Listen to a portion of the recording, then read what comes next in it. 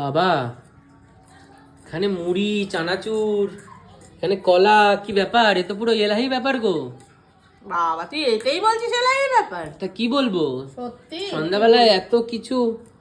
মুড়ি চানাচুর খিদে পেয়ে গেছে, প্রচন্ড খিদে পেয়েছে, তাই একটু মুড়ি চানাচুর মাখছি। অল্প করেই নিয়েছি বুঝেছিস, বেশি নিইনি। এই দেখ, আর এর মধ্যে দিয়েছি তেল, দাঁড়া দেখাচ্ছি। এই দেখ, সর্ষে তেল, কাঁচা লঙ্কা, পেঁয়াজ, একটু শশা হলে খুব ভালো হতো। এই শশা নেই গো আমাদের,